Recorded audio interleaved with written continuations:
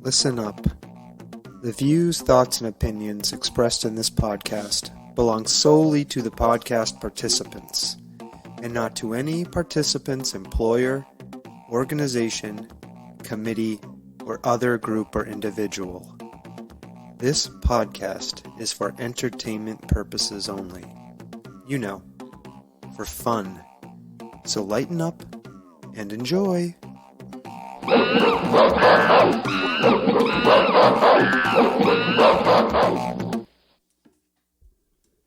We're enjoying. Are we? Are we really? Because I don't feel like I'm enjoying. We're getting it together. Episode 84, where we try to get it together on the fly. Okay. We have a guest. We do have Who is our guest, Stomping Jen? Andrea Bordenca. And I am Sawtooth Frank, and you are listening to the Soft Serve podcast.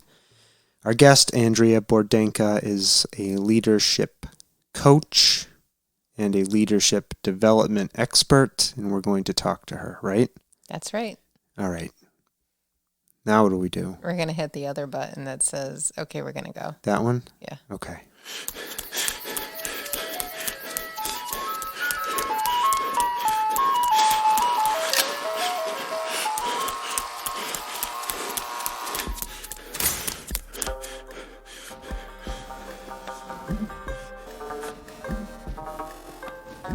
The Soft Serve Podcast.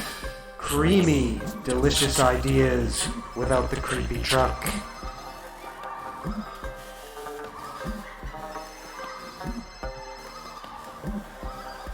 Okay.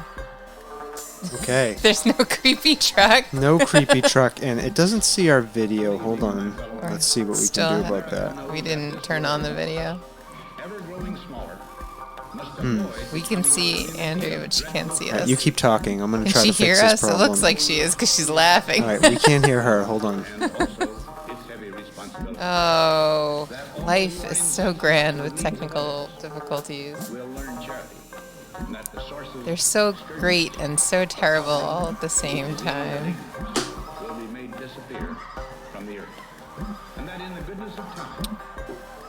And yet we're still listening to the intro. It's crazy. You keep talking, Stomping Jen. All right, I'm going to keep talking to all you lovely people. So let's see, what can we talk about in the interim? We can talk about how we're going to thank all the people. We're going to thank all of the essential workers that are out there, and they're starting to open things back up. So, Okay, that's a good sign. Our video's on. oh, that's great. No. So we're going to thank the podcast people and the healthcare workers and the teachers and So we have to ask Andrea. if she's an experienced Zoom user. I would say, Oh. yes, I'm pretty. There we go. We can hear you. Yay! Yeah, good. All right. All right. I don't know a single thing you just said to me, Stomping Jen. That's okay. You were very preoccupied. I was thinking the people. Which people? All the people. We don't have to recap the people. We already know the people. Well, let's thank this person who's joining us and Yes, introduce this person. I'm so excited. Stomping Jen. Who is this Oh my person? goodness. This is Andrea. I know, but I'm asking you to introduce her. She's going to introduce herself. We're going to do that. Okay. Because we gave you a little bit of an intro during the intro part of our show. Yeah, well, So I will let her introduce herself because she does many, many, many, many things. So I don't know what order we're going to list all of the things in. welcome, Andrea. We do typically let guests introduce themselves and say whatever they want about themselves. But I have your resume here. I know exactly what you've been up to and what you're doing. So, but first, welcome. Thank you for coming on. Yes, thank you for coming on. Thank you for having me. Happy to be here. And the last few weeks, I don't Yes. know, like the last 11, 12 weeks, we've been really trying to focus on people in our community, Western Massachusetts, Belchertown, Right. who are doing interesting community-focused type of things.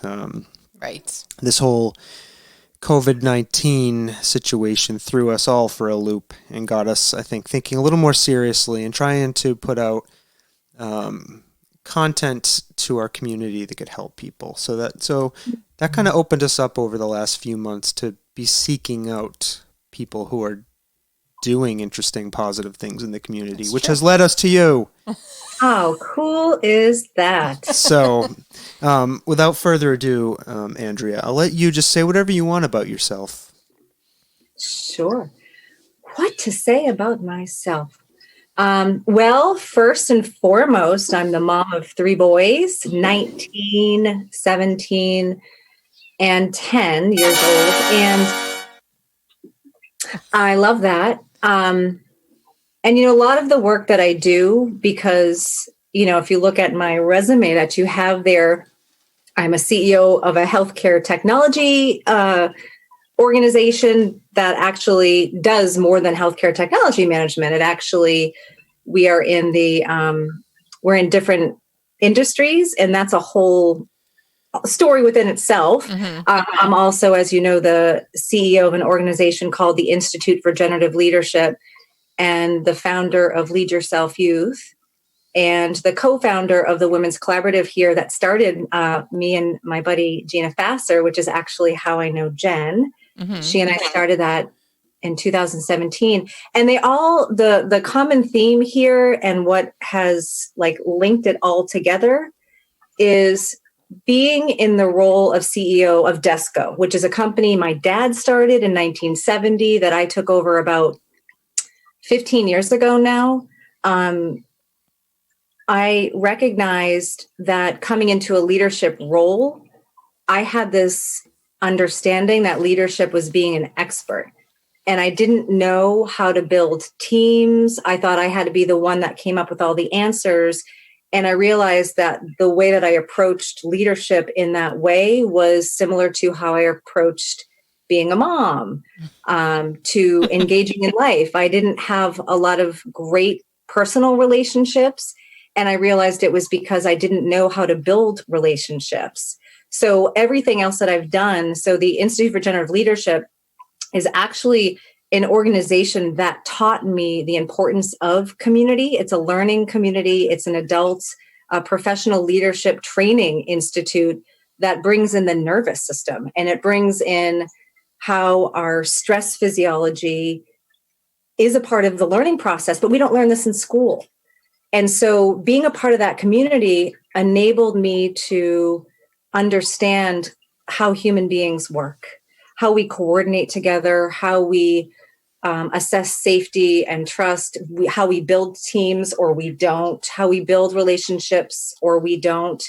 And it totally gave me this new context for what leadership is. So it's not about being an expert. It's actually sometimes saying, I don't know, and it's okay to be vulnerable and all that stuff, the human stuff that I just was so blind to growing up in affluent Medfield, Massachusetts, which is situated halfway between Providence and Boston, where we went there. We moved there as a kid, when I was a kid, because of the good school system. Mm-hmm. But because I wasn't a great student in school, mm-hmm.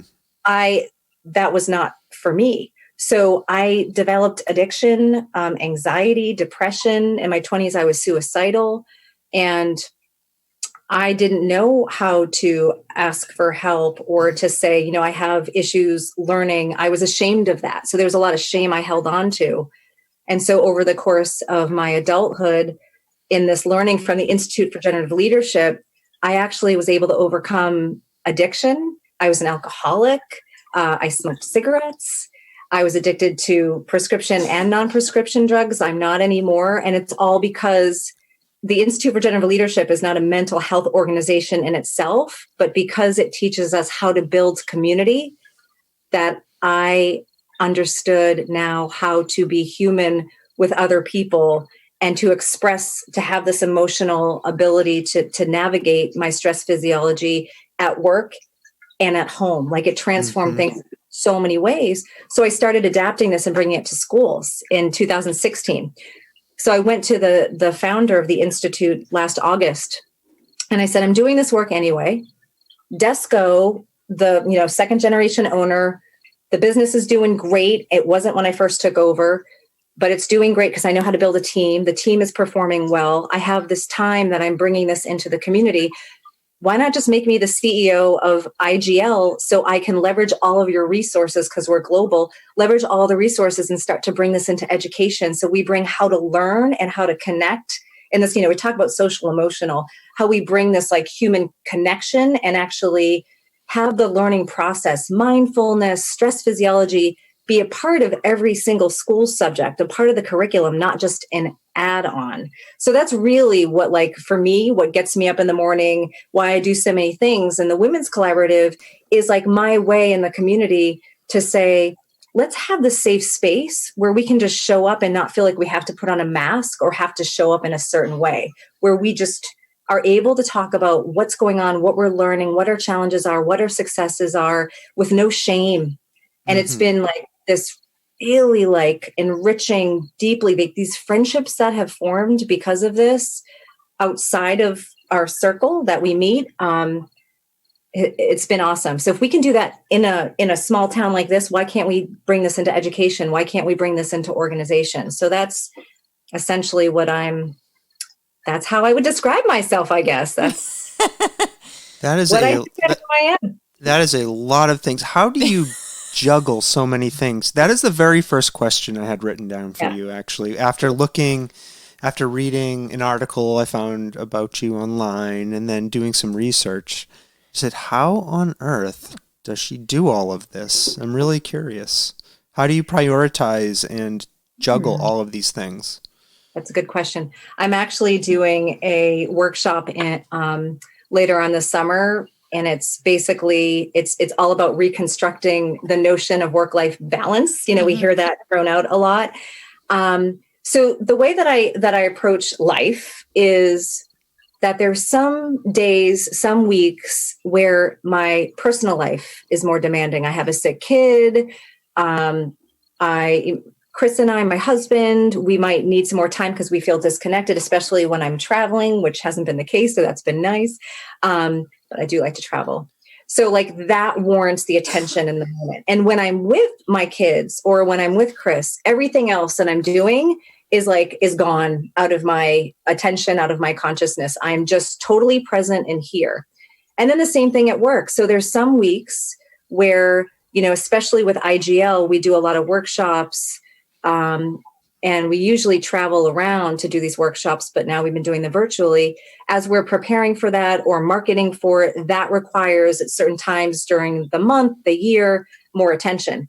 So it's just, that's where my attention goes. And I have teams, and at Desco, with the pandemic, that is something that has required more of my attention because we were in the conversation. Do we furlough? Do we lay off? What do we need to do? Are we going to get the PPP loan? All of that.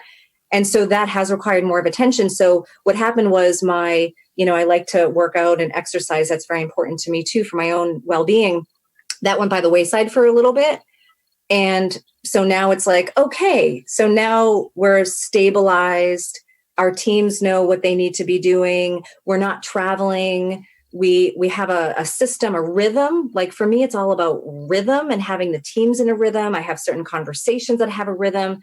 Now that rhythm changes, whereas at Desco, I was in meetings every other week, and then it changed to once a week. So then that rhythm changed. So it depends on how do I adapt to the external situation and then say, well, what's my commitment? What am I really committed to here? And then how do there's some things that I have to say, you know what, that's going to go on the back burner for now because I need to give attention to this.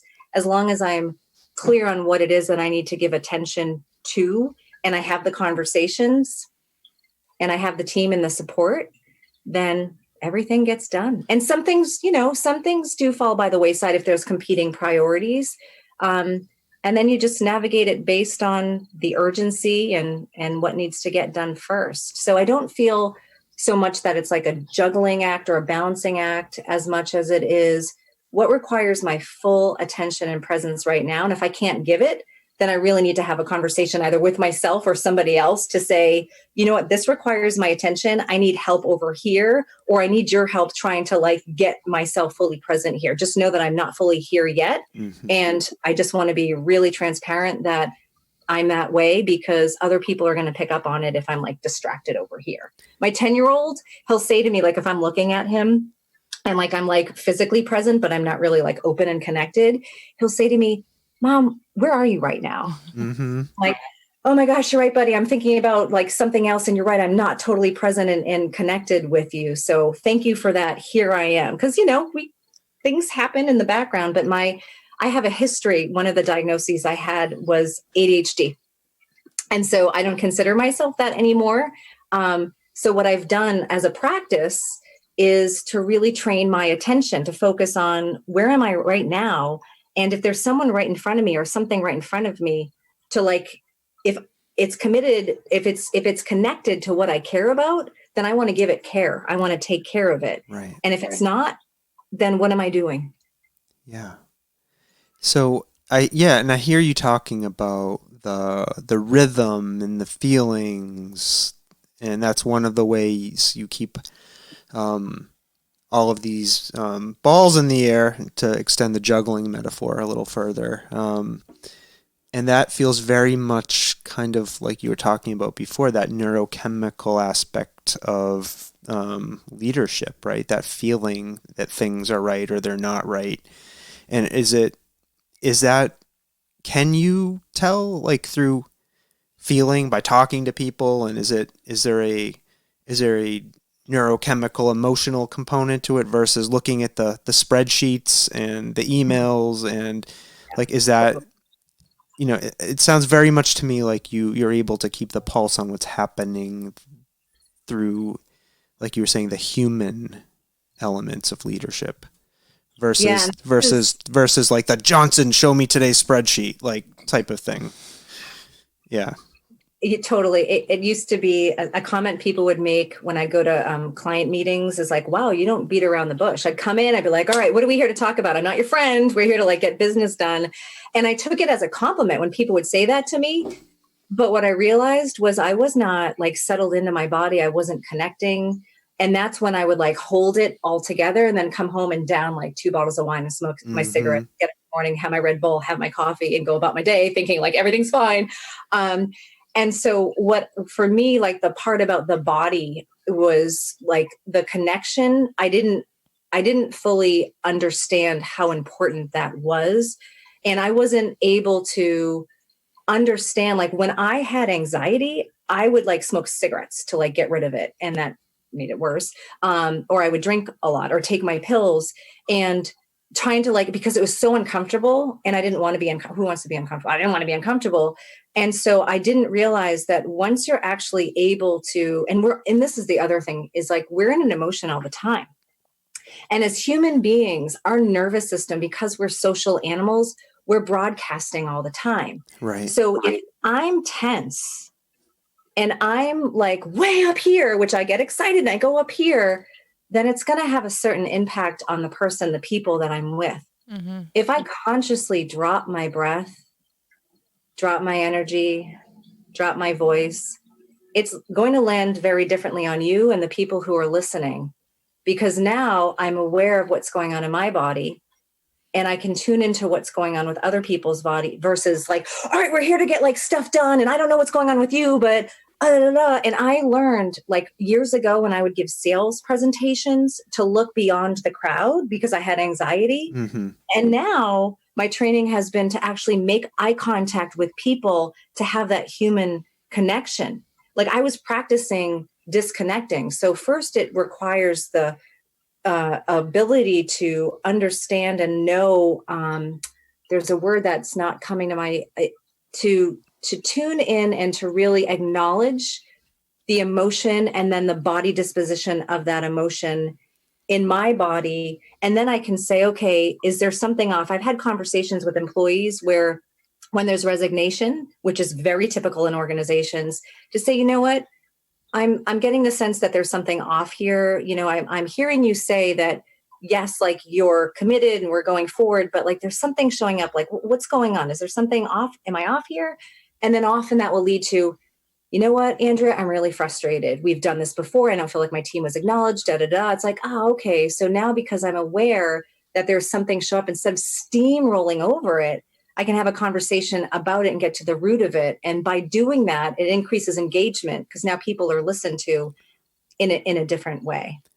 Yeah, I mean, I know I have found in my recent leadership positions, I get a lot farther when I ask questions of people, right? Like, what are you thinking? What can I be doing better for you? Like, kind of, rather than making assumptions about what I think people are feeling, right? Because you can't, and I've learned this through, obviously hundreds of hours of therapy. It's not a good idea to make assumptions about what other people are feeling. Right. And I think before I became an experienced leader, I used to think leadership was making those assumptions about everything around you and then trying to direct everything. Yes. Right. And after falling on my face a few times, and then talking these things through with my therapist, actually, and then having the benefit of some great mentors around me, I was able to kind of course correct. But so, yeah, that's very interesting, I think. Yeah. You talked a lot about like teams that you work with, like and you talked a lot about how when you first started, you had this conception about what a leader should be, just like you just mentioned, Sawtooth, right? So how did that transition happen for you? Like, how did you come to the realization that this wasn't working? And like, how did you make that pivot to change what you were doing? And did you like go through courses? Was it therapy? Like, was it, I don't know. Initially it was the course. So 20 years ago is when I took over my dad's business, and my sister found the Institute for Generative Leadership and said, Andrea, like there's this, she was studying emotional intelligence at the time. And she said, there's this really interesting organization based out in California, and they combine like emotional intelligence with like nervous system with like Aikido. And I'm like, what? And I was like, and it was even, I didn't even take over my dad's business yet. I was working for my dad, but she said, you and Dad should check it out. And we did. And that's when I was first introduced to this concept of you can actually connect to what you care about and live your life based on that. And at that time, I didn't realize that I was not connected to what I cared about. So I had this whole like history of like work comes first, career comes first. And in order, and in like school, this is what it teaches us, right? Is there's one valedictorian. You can't like all be the top of the class. So it's very competitive. And I didn't do great in school, like I said, but I got like right after college, I went right into the professional world. Like I'm going to like win the career award of like be successful. And I was so depressed. And people that I worked with hated me because I'd be there in the morning, like early, and I'd stay late. I had no other life. That's what I did. My friends, I didn't have great friendships, not great boyfriends either, because I was like never around because work came first. So then like through this learning through the Institute for Generative Leadership, like generative is all about something that's actionable and observable. So it's like this outside external result, but the way that it's framed at the Institute for Generative Leadership is it comes from this internal care and commitment. So I was so focused on the external result that I wasn't satisfied. So when this whole notion about teams and leadership came up, the question that's asked in like the first workshop is, well, what is a team? What is leadership? And I'm like, I've been living an answer that leader is an expert, that a team is just a group of people. And what I learned, my definition of a team is like, no, you need like more than one person if you want like to align with your vision in life in order to get it done. And so we have teams and organizations because no one person can get stuff done. And it was just like this thing that I'm like, that had never been taught to me in school. It wasn't something that we like as kids were necessarily, we practice. So that shift for me was like, I am not satisfied in my life. Like, I am so depressed, and it's because I don't have human connection. I don't have teams. I don't have relationships. So the whole notion of building a team that's aligned with me, I was like, oh, so what's friendship? Is having friends who are aligned with me, instead of having these, like, I had drunk, I would drink a lot. I had my drinking buddies, but there's a lot of toxic relationships I had because I didn't understand that I had a say in how I could be treated and how I wanted to treat others. I was living the answer based on whatever story I filtered through growing up. Yeah. And I think when you're leading a team, at least when you first start leading teams, one of the hardest things I found was letting go of what you're good at, right? And like at a skill level. You don't have to be the expert and everything. That's why you have people around you that have different skill sets. And being able to share, give other people an opportunity and share in their success and find happiness in their success. Like that has been one of the more rewarding parts of leading teams to me, is watching other people around me succeed. Right. I don't know. I'm always... Is that the servant-based leadership, the servant leadership model? That is one tenet of servant-based leadership. Yeah. Kind of the metaphor, is to be coaching people and be off the dance floor, letting other people enjoy the dance and kind of observing it from afar, and being there to lend support and give direction, when it's needed. I think. I love that you say that, because this is exactly why I started Lead Yourself Youth. Is I came into education, I don't have an education background. I've been in healthcare primarily. I was an English major and a business minor in college. But what does that really mean? Nothing. So then I'm starting this initiative, and I don't know anything about education, but I know that I care about it. And I know that there are other people, if I can find, who are aligned with me, that we can bring this work into education. And this is what gets in the way of a lot of people fulfilling their own life's purpose, their Dhamma, whatever you want to call it. Is they might have a story. I'm not good enough. I don't have any of that in my background. And it's like, no, you don't have to, this is why there are other people. And if we can find other people who are like, well, what do I care about? I can make, the person who said, I want to go to the moon, had no idea how to get to the moon. Right. But a declaration was made, and then all of a sudden it became a reality, because people were like, all right, man, I believe in this too.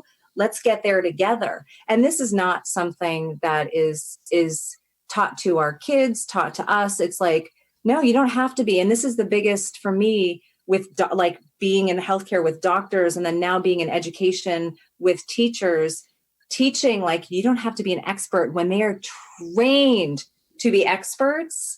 For you to build a team in your school or in your district where you're actually empowering other teachers, it's really uncomfortable, because they're like, but I'm the expert, I'm the content expert. So then sometimes when you're an academic expert, it's not comfortable saying, I don't know. And so there's reaction to the stress in the classroom, because it's beyond the content. You're dealing with human beings. So for me, it's that's why this work is so important, because let's get rid of this notion of just being an expert. I'm a parent. I say to my kids, I'm I've never done this before. Yes, Jesse, you're 19. I've never had a 19-year-old before. Right. And Sean, you're 17, but I've never had a 17 and a 19 and a 10-year-old before. This is new for me too. So how do we navigate this together? Yeah. And, I think I don't know can be scary, but it can also be incredibly empowering and can be an opportunity, right? I used to be afraid of saying, I don't know. Yeah, too. And, but now for me, it's I don't know, but let's find out together, right? Let's figure this out. This is an obstacle we need to overcome. Right. Yep. You look like you want to say something. No, I don't. Yeah. So where I see some people who have different, I think, models of leadership, who are always struggling to find an answer when it's really clear they don't have an answer, rather than just saying, I don't know. Let's figure it out together. I feel like a lot of... Or I have the best answers. Right. Well, I feel I feel like a lot of harm can come from not being able to say I don't know, especially in a leadership situation, right? And when you're when you can make a very uninformed decision based on not knowing. Anyways, Right. I if embrace I don't know. if you pretend like you know what you're talking about and you lead people astray, that could have catastrophic results, Sure can. like, And it Yeah. breaches trust. And, and this Yeah. is like, and there is like, who knows, like all of life's big questions don't have a right and wrong answer.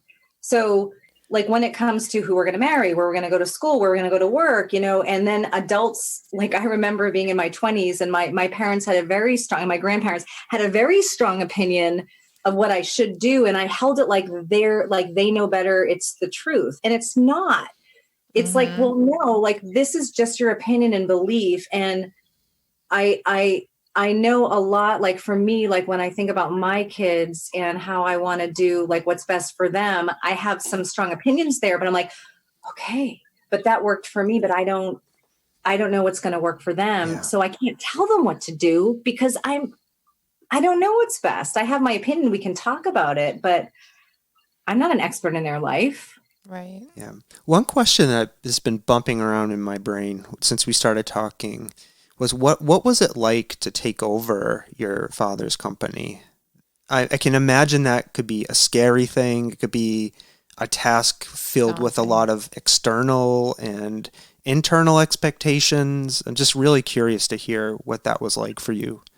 It was messy. I was so I was in my 20s, late 20s, and my dad, he had kidney cancer, and he's fine now. He has one kidney, one was removed, the tumor was in there, and that's great. He's like 75 now and fine.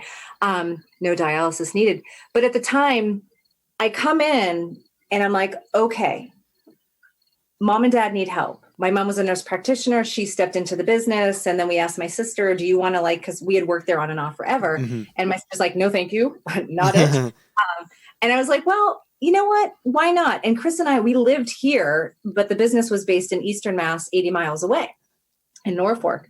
And so I said, all right, I'm going to step into this and I'm going to help out.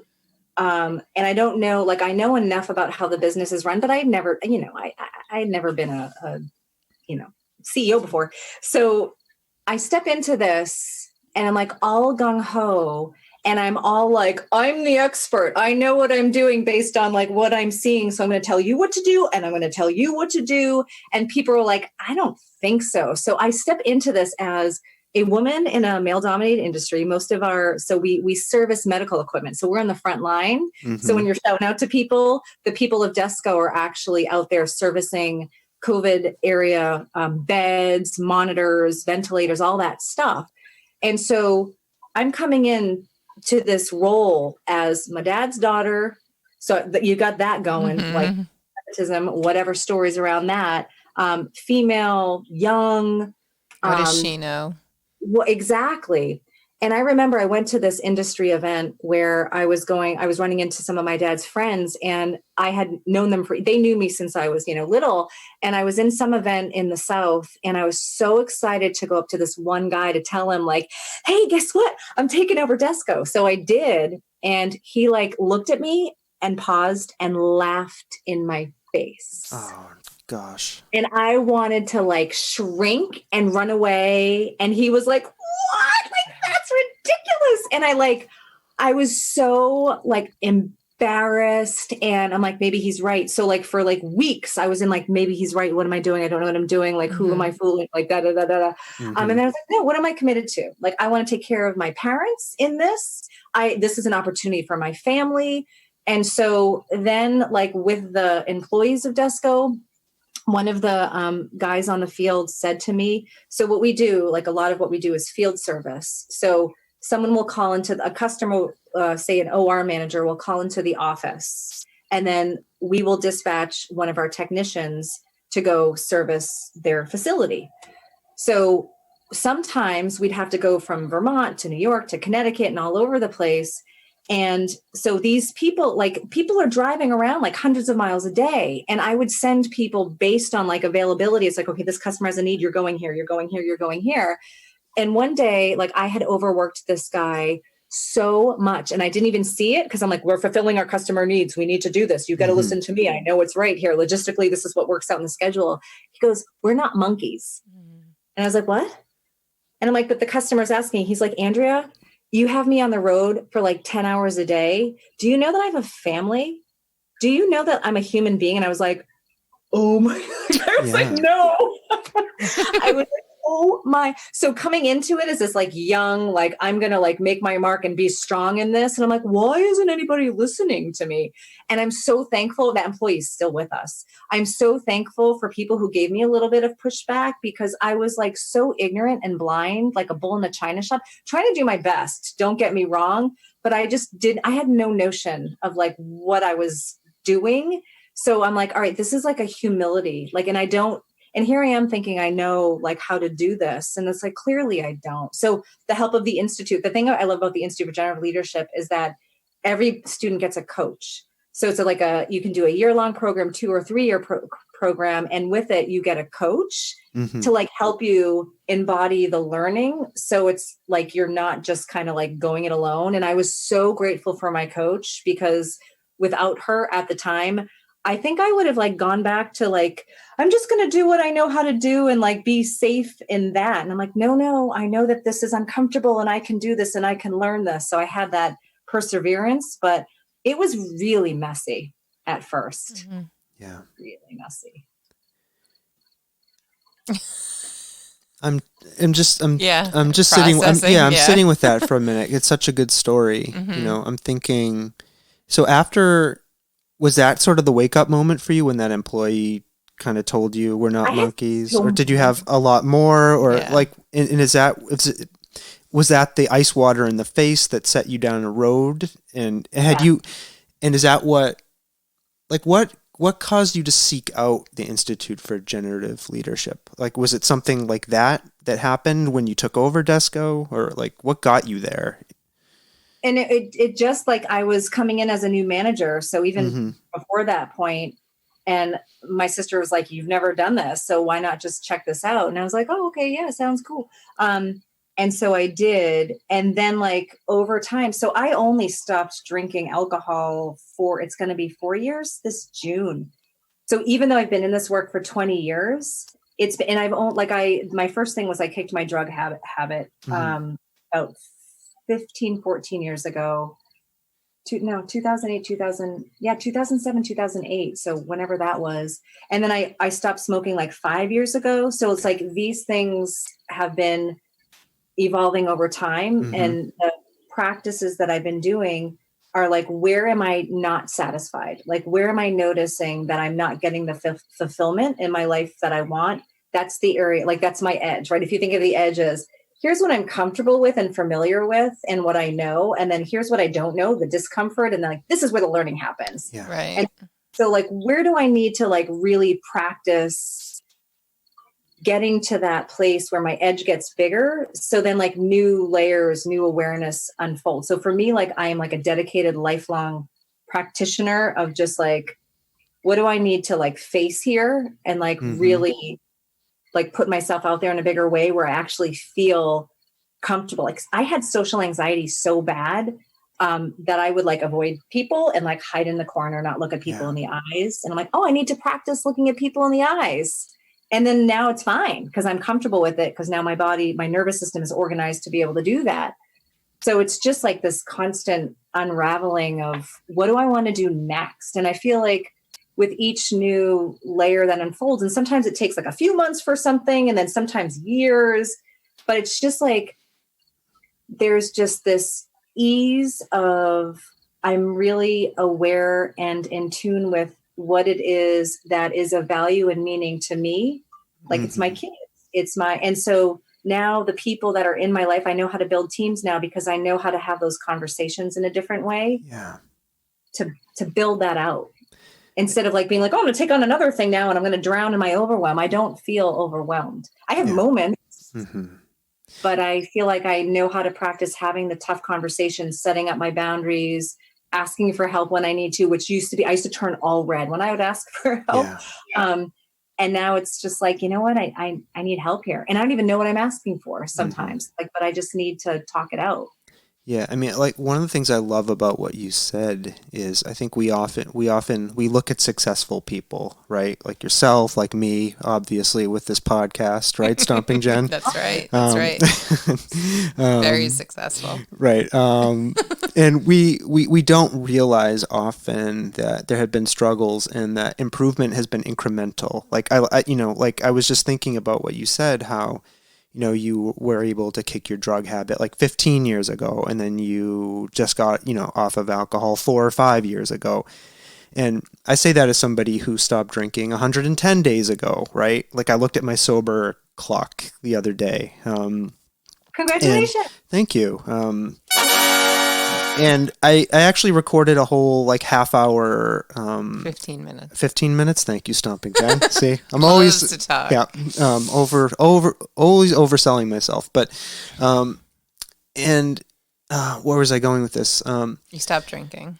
Yeah, and that solved and helped with some areas of my life, but not everything, right? And I've talked about on this podcast a lot about how I suffer from generalized anxiety disorder, and like stopping drinking helped that tremendously, right? Like the radical ups and downs I was experiencing for years with my emotional and cognitive state, like related to those things. I didn't understand how they were connected until I stopped and was able to sit in that for a while and understand that connection I hadn't seen before. But so what I'm saying is that sometimes just taking one step is enough it may not fix everything right that's troubling you in your life, but it may fix enough to allow you to get to that next step, and then that next step, and then that next step. So are they baby steps? they can be. It was a joke. No, I have tiny little feet, so they might be. I do. I have really small feet. We share shoes. I have big feet. No. You don't. I have tiny feet. Okay. So. Well, it sounds like you guys are a good match. Yeah. So I guess I think that's an important thing, to recognize. To just not try to tackle all of your issues all at the same time. That it could be one little thing, an inch at a time. Yeah, and also that. Exactly. And also that really successful people, also experience issues that they need to deal with too. Everybody has challenges. Yeah. For sure. There's this book that I'm holding up here called One Small Step Can Change Your Life. Yeah. And it's all about how the nervous system learns. And one thing that they give an example of is like, New Year's resolutions, they go to crap. Yeah. Really you quickly. could say shit. You could curse like a sailor. We're behaving because you're really good company for us. So you're bringing our level of professionalism up here. Oh, how nice! Thank you. Oh, yes. No, I do like to swear. You can swear. So thank you. Okay, so New Year's resolution go to shit really quickly, and it's this like tendency for us to be like, I'm gonna lose 20 pounds now, and so the nervous system is like, it's too much for us to take. So this book is all about how do we set our bodies up for success, and how do we how is learning successful? It's through those increments that you were just talking about. And they say, if you want to organize, reorganize, people are like, I'm going to reorganize, I've done this. I'm going to take everything out of my closet and reorganize it. It's beautiful. And then a week later, it's a mess again.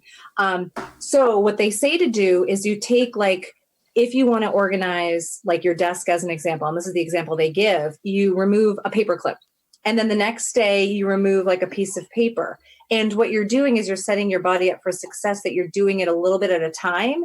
And then the consistency is there. So with exercise, there was a single mom that came in and said, the doctor said, you're, overweight, your blood pressure's high, cholesterol, all this stuff. Can you exercise? And she's like, oh, I know I need to exercise. And he's like, okay, how about this?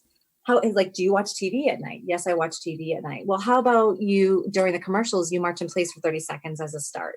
do that for like the next like month or whatever. And she's like, yeah, I can do that.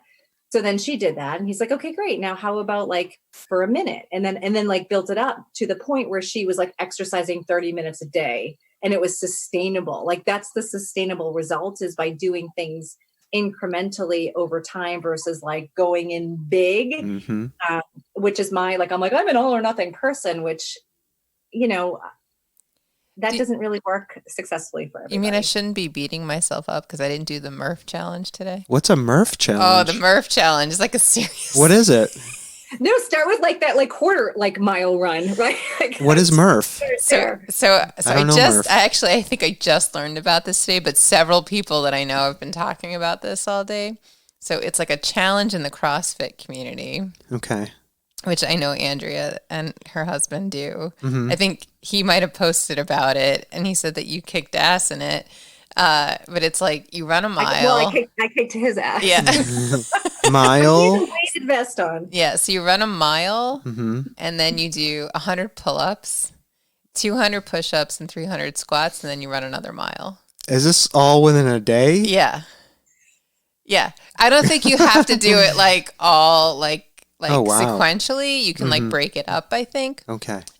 Is what I've learned. And you can modify it, I guess, if you can't. But like I was thinking about it and I was like, oh, I'm so glad we're talking to Andrew today because I can't do one pull-up. Like in my mind, I'm like 100 pull-ups. That's a fuck ton of pull-ups. I cannot even, my mind is just like, yeah. So you start with half of one or whatever you can do. That was the interesting thing. Yeah. So this one of my clients, this woman I know, she's been doing since the pandemic. She's been doing like working on her own personal health and like increasing her workouts and whatever. So she did like a modified version of the Murph challenge. And she did she said she did dumbbell rows instead of pull-ups or something like that. And she did her push-ups on her knees and whatever. Yeah. And that's what I love about CrossFit, is that you can make it scalable, and people from like all different health backgrounds come in and they start where they're at, and then they get better over time because they're practicing with the scaled, and then they can get to the RX, as they call it, version of it. And which is what I did. Like I've done pull-ups since I was a teenager. I used to have a pull-up bar over my door. Remember, did you guys at gym have the presidential challenges where you had to climb rope and then like run and then like girls had to like hold up over the bar instead of doing pull-ups? Yes. And I, like, as a little scrawny kid, like I rocked that. Like I could stay up there for a long time. So I'm like, I want to pull a bar. Like I want to learn how to like do this and like get better at it. And so I did it. I used to, before I'd go into my bedroom as a kid, I would just do pull-ups. So now I can do pull-ups just fine because I've been practicing, and I wanted to like do handstands. So now I can do handstand walking because it's like, just takes a little bit of practice. You start like going up against a wall, and then like you hold it, you get comfortable, and then you start, it's just like that's exactly what it is. It's little steps at a time. So now I feel like and we can always, this is the thing I love about learning too, is that like this whole thing of like, well, you can't teach an old dog new tricks is like BS, because it takes there was a study done, I think it was UC Berkeley, where they showed it takes 300 iterations for your body to learn something new with intentional practice. So the example is, driving a car, riding a bike, right? It takes those 300 iterations. And what gets in the way of people learning new things at different ages is the emotional part of frustration. I can't do this. I'm not good at this. And it's like, no, your body's just not yet organized. But if you have the intentional practice to learn anything at any age, and you do it those 300 times, that it'll actually get familiar. And then 3,000, it's like embodied. So, and then like, 10,000, it's like, you're a master there. But so can I demonstrate this with you for a second? Yeah, sure. Are you going to do a handstand? No. I know. I got all like, I'm adjusting myself, listeners. So if you cross your arms, and listeners, unless you're driving, please, I invite you to do the same. So if you cross your arms. Yep, I'll cross them. Okay. Crossing my arms. Yep. Now cross them the other way. I don't know if I know how to do that. Wait, it went the same way. And now cross them the other way. I think I'm doing it right. Cross them the other way. Okay, it's getting easier. Yes. What are you noticing, Jen? Cross them the other way. Yeah. I couldn't do it at Well, first. because you have to think about it. Right. It's intentional until your muscle gets the memory. Well, it's Yeah. the same as like yoga. Like you do all like the workouts and then you repetitive and then you do, I don't know if you do yoga or anything. I don't know if anybody does yoga. I mean, people do yoga, obviously, but like you do these sun salutations. So you do them one slowly and then you pick up speed and you do it with your instructor and then she lets you go and then you do it. And it's like you do the flow, right? It's the same kind of concept, right? Yeah. Well, we've been dealing with a similar thing here. So my 12, soon to be 13-year-old just learned to use the riding tractor. And I was doing this. Today was his second time mowing the entire yard by himself. And we were talking, I was trying to debrief with him about his experience and if he liked it and if it was everything he thought it was going to be. And he's like, it's kind of boring. And so I said to him, well, at some point, I said, once I'm confident you've gained mastery, you've done it enough times where you don't even have to think about operating the tractor, then I'll let you listen to music or an audiobook but I need to be absolutely sure you've done it enough and you can like work. Yeah. And like you have that muscle memory and that's exactly what it is. And so many people, like with the crossing of your arms thing, is people like a lot of times people are like, oh, this is uncomfortable. Like, oh, I don't know. I can't do this. And it's like, okay, that's what gets in the way of learning. But like you guys discovered is that if you do it enough time, it gets easier with practice. So that's like that edge, like that's that learning place of, oh, if I, like with me, it's my anxiety. If I just pay attention to where my anxiety is showing up and what it's trying to inform me, I can actually breathe with it and notice, okay, what's the story? Like, okay, I'm getting ready to do something and I'm nervous about it. Is it grounded? Like, is that like a real thing? Like, do I need to prepare in some way? It's like, okay, I need to prepare in some way. And so then it like, instead of wanting the anxiety to go away and then like it amping up, which was my experience, it's like being in the discomfort of the anxiety, breathing with it, and just being in the question of what is this informing me? And then moving from there versus trying to like suppress it, get rid of it. And then like, like that's what I would do is I would distract myself. And the same with any emotion. And when I work with like kids and I work with like young kids as young as 5, and I'll say to them, you know, like, first of all, we need to normalize that we have emotions. And second of all, we need to give the emotional literacy to kids. So when they're acting out big, like angry or frustration, it's like, oh, are you frustrated? And my kid will be like, no, I'm not frustrated. I'm mad. I'm so mad. It's like, okay, what are you mad about? And being able to validate it, which growing up, I don't know about you guys, but like, there was no validation of any emotion. It was like, stop crying, don't be a baby, get over it. And it was like, okay. And then we learn how to hold it. Yeah. So then it's armored in our like body. So as adults, we're like still holding our breath instead of like, allowing ourselves to be in that discomfort and know that like we have over 200 emotions and to be able to like navigate them and know that sometimes it's going to be uncomfortable and like just to sit with it is a part of the human experience and a part of the learning process. Yeah. I think kids need to know this. Yeah. You mentioned before that you do Aikido. And I know Aikido to be, I think, one of the few martial arts that focuses on thinking about the energy like coming at you, right? The external energy coming at you and how you work with that to mitigate the threat that energy might pose. And is that an intentional choice by the Generative Leadership Institute to focus on Aikido as a physical kind of martial art that's also a metaphor for how we deal with threats in the form of like energies coming at us? I just thought that was really interesting. Totally. So not every person. So I did do a few years of Aikido. Yeah.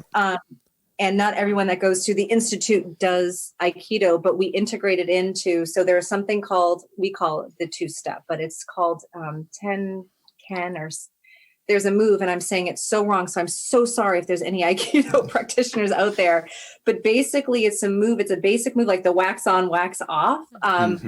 where once you like, you're able to be in a stance and to be able to move. So you're taking like 2 steps and you're learning how to center in motion, meaning like you're in this like fully aware state, mentally, emotionally, spiritually. And Aikido is all about, like you said, diffusing the energy of the other. So other martial arts, like it's about fighting back, defense. This, right. The only way you can master Aikido is by relaxing into the attack. So someone's coming at you and you're breathing, you're noticing like your fight, flight response or freeze. So it's a nervous system thing where you're responding. And the practice is like when the new practitioners get on the mat, they're like, and they're all tense up. And it's like, okay, now first practice relaxing, feeling the mat, softening your knees, being in the stance of being centered, and then notice the energy coming. And you're just like, it's beautiful because it's just like, it's Tai Chi and like the beautiful movement, but it's Aikido in that it's Aikido where you're actually diffusing, blocking, and then the enemy or the attacker gets down on the mat because you're in flow and relaxing into rather than tensing up and exerting energy. And that's exactly why they chose this at the Institute. It's because when we're in a work situation and you have multiple things coming at you, which in Aikido, there's something called the rondori. The practitioner, the Aikido practitioner is in the middle of all of these people in the middle of the mat and everyone's coming up attacking the person. And so it's like, you need to like ward everybody off. And that's what life is. Yeah. So when we have like multiple emails or multiple things happen is how do we stay relaxed and ever vigilant to what do I need to take care of right now? Okay, I need to say no to you. Okay. And then you can like be like, okay, come over here, have a conversation. No, not right now. And it just allows you to have this bigger container for dealing with the external stresses, because the thing about stress is that it's not the external situation, it's our internal interpretation of it. Because we're going to have different, like me and my husband, we have very different interpretations of external events where he might be more calm in some situations and I might be freaking out, and then vice versa in certain situations. So the better able we as human beings are able to know that we have choice in every moment, that whatever's coming at us is that we don't have to react. We can actually be like, okay, like I have a choice in the situation rather being a victim of it. Then it just allows us this like capacity to move through life in a really effortless and just beautiful way. So that's why they choose Aikido as a way to get it in our body. And what I think is interesting, I have a little bit of personal experience with it in that I have a friend, I think, who was like a black belt. And when we were teenagers, one of our favorite things we used to do was kind of like spar with him. And he was the Aikido black belt. And he would ask us to like throw punches at him or, like attack him. And so you would do that as the friend, and then you would find yourself like lying on the ground. Like, and have no recollection of how I got there, but you were unharmed in the process too. And he would be standing there with this big goofy smile on his face. My friend, Paul. Yeah. Like, that's awesome. Yeah. And so I was always appreciative of it as a martial art that didn't, kill the attacker in the process either. And when you extend that to the metaphor about, all of the things that come at us in daily life, like even when your fight response is activated, like maybe it isn't the best thing to kill those things. Maybe it's to, to deal with them in a gentle way that redirects that energy. It is, and maybe it is appropriate. Then that's the thing is like when you're in choice, it's like maybe it is appropriate to, like I have had these like angry, like just being really like I used to be angry all the time. Yeah. And now there's certain times, like circumstances where I'm like really angry and I'll have words with somebody, but it's appropriate. And I'm in choice because it's appropriate, right? The different emotions, as long as we're totally centered with, okay, is this like the appropriate, is this what I'm committed to in this relationship or this moment? It's like, sometimes you got to kill. Not literally. Yeah. I was just thinking about, we went for a walk tonight. Oh, are you going to talk about my, so go ahead. I just want you to frame this in the right way. As I said, I'm having very unhealthy thoughts right now. So go ahead. About the pandemic and people not wearing masks. You know, people we're in Yes. this, you know, socially responsible quandary right now in this country where there are people who, you know, they feel their civil liberties are being infringed upon and that they should be allowed to walk around without a mask. And a lot of people are using excuses. And, you know, I think we are trying to do the socially responsible thing here in our household and listen to the scientists. And Wearing is caring. Wear a mask. Masking in the glory of the mask, right? Is that what you came up with, Lisa? I like Masking in the mask. I like that, but I prefer wearing is caring. Wearing is Wearing caring. is caring works Yeah. too. So, you know, we as a family, we went out to the bike path tonight. We were all gonna ride our bikes, but as the universe held true, the kids ended up on bikes and we ended up just walking. And so we were strolling along on the bike path. And Because our daughter, Space Unicorn, forgot the bicycle pump. she forgot the bicycle pump. So there was a lack of air in some of the tires. But anyways, you know, we encountered many people on our walk, some of which were wearing a mask and some of which were not. And every time we passed people, Sawtooth would turn to me and just be like, why do I just want to kill these people? We're not wearing a mask. And, you know, I feel like he's been struggling with it a lot more than I have. But this idea that feel kind of foolish when you're trying to do the socially responsible thing and you feel like everybody else isn't doing it. So like, why are we the ones who are being made to look like fools? Or, you know, maybe somebody else has the right answer, or, you know, like, you know, like, I think there's so much unknown, and that's the part that I struggle with internally about like what to do, what the right thing to do is in any given moment or situation. Yeah, but I think I think what I said to you is I'm having very unhealthy thoughts right now, and do you want me to share them with you? And Stomping Jen, always a sport for hearing my dark thoughts. Said, yeah, sure, please, Sawtooth, share those with me. And I said, okay, so every time somebody comes by me not wearing a mask, I want to hit them with a baseball bat. Right.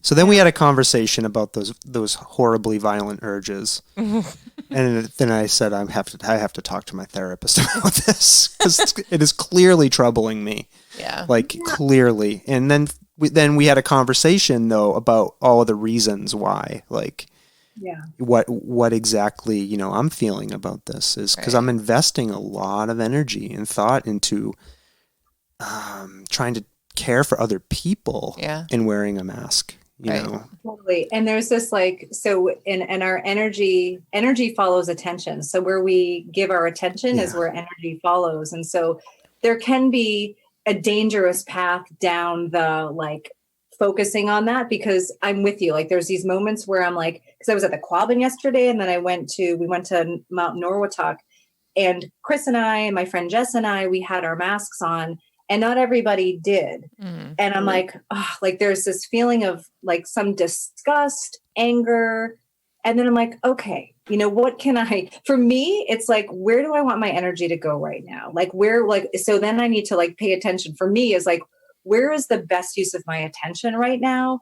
And does it make sense for me to say something to some people? Maybe, others, maybe not. And it's like, so what can I do? The best I can do is take care of myself and do the socially responsible thing that I see. But I'm with you, because there's like this range of emotions of like ignorant, and then like the stories of ignorance, and I can quickly go down. And I think many of us can go down that path, especially now, because there is a lot of fear, and it's still out there. Like, it's not like there's no cure for it. There's no vaccine. So if we don't know, then err on the side of like caution. Right.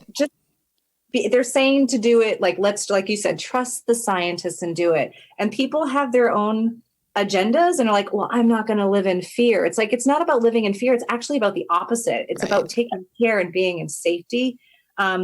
And I try, so I try to have compassion for the people that aren't. And it is at moments, it is hard for me. I admit that because I don't understand it either. Yeah. Like, why not just be cautious? And I want to ask too, Jen, shingles, how are you doing with Oh your gosh. Oh, they're gone, I think. Are they gone? You tell me. I think they're gone. I don't know. It's weird because I didn't get like a very severe case of them. So, people kept saying, "Oh, they're going to be terrible." My doctor was like, "It's going to get worse." But like once I was on the meds, it actually, They got it early enough? I guess so, That how because it works? I yeah, it don't was know. gone in like a week. I mean, the rash cleared up, and Oh, that is amazing. yeah. Thanks for asking. Yeah. It's crazy. It's like funny because my doctor was like, "Are you under a lot of more like undue stress?" And I'm like, I don't Hell know. yeah, doctor. And then Quantify that. yeah, and then I had my own therapy like 2 days later, and I was talking to her, and she was like, "Yeah," and I was like, "Oh, well, my dad did get into a car accident, and totaled his car," and I was like, maybe that had something to do with it. He's in Florida, I can't see him. It's just like a whole host of things, but I am the stuff it down emotion kind of girl, like distractify, distract, defend, deflect.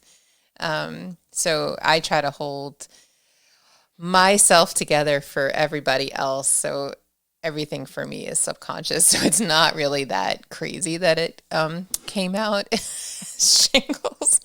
There is a book that I love called, I think it's When the Body Says No, or The Body Says No, by Dr. Gabor Mate. He's this Canadian physician who has found through evidence that cancer, autoimmune, anything that manifests in the body comes from like stress and a lot of childhood. Like our body can only hold it for so long. So it's amazing that like when our body is speaking to us to be able to say, oh, time to like listen versus ignore it. So it's so good that you did so early on. Yeah. That was Yeah.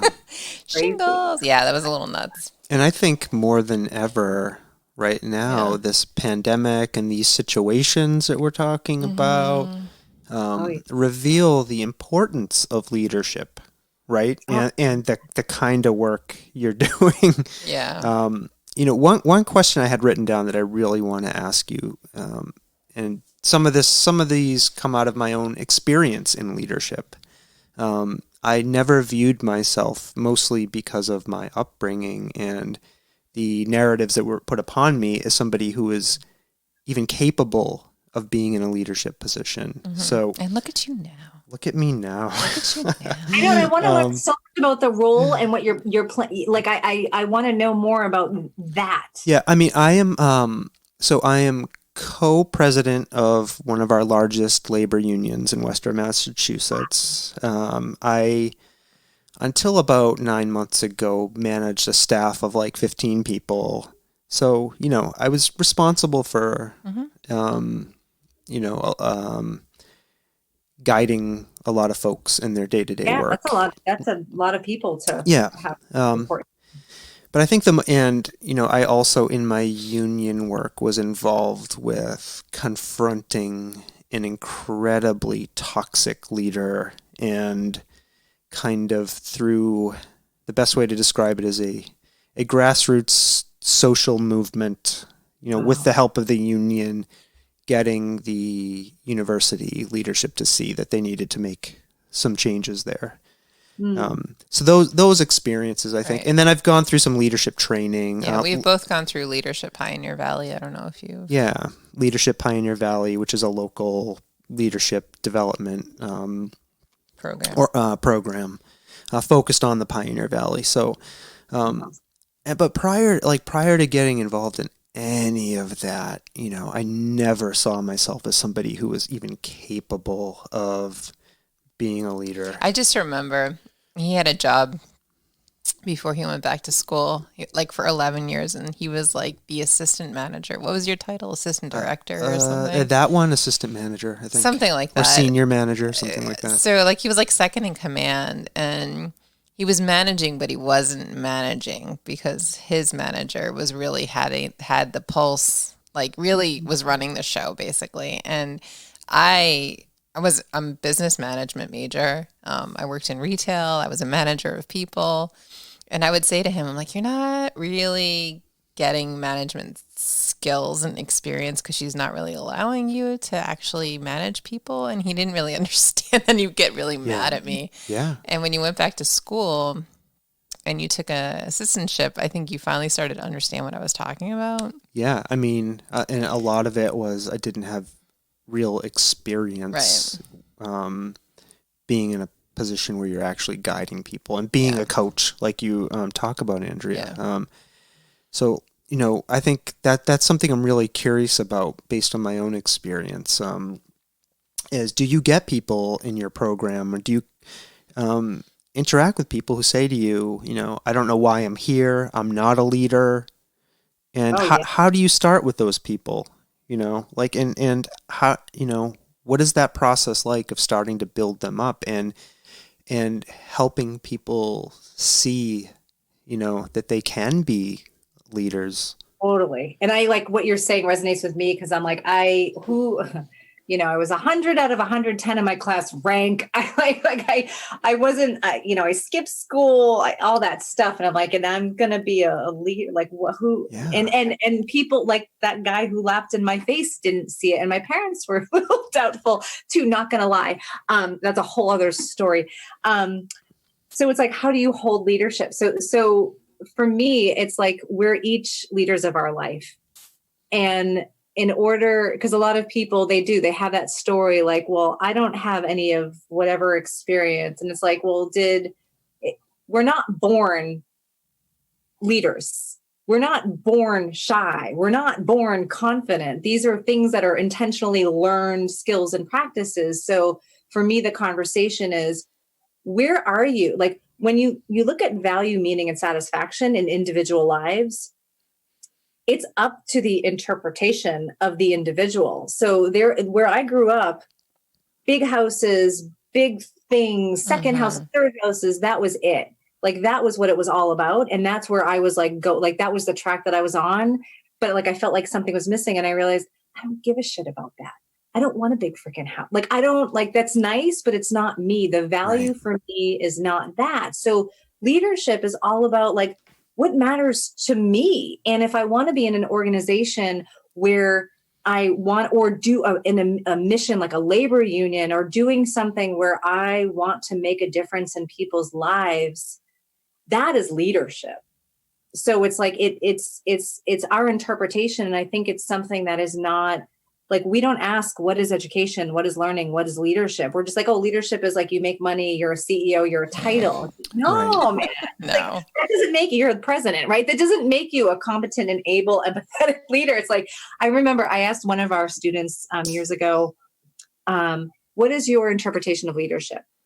And he's like, and he wanted to be in a leadership role. And he's like, someone who tells people what to do. And it was like someone who gives directives or like, but doesn't follow them himself. And I'm like, whoa. I'm like, you're saying you want to be a leader. And is that the leader you want to be? And he was like, no. Oh my, like, he's like, I never thought of it. Like, I never was in that question. I never even thought about it. And I was like, this program is for you, because like, it's a whole new interpretation and reconstruction. And this is where I see this work within education now. This is a time for us now that we're trying to figure out what are we doing in the fall for like these kids, is let's not look at learning and education and leadership in education in the old paradigm. We cannot move forward with like, okay, we have the way that we did things, and now we're going to like try to fit that in this box. It's like, we have a pandemic here. We have social safety, distancing concerns.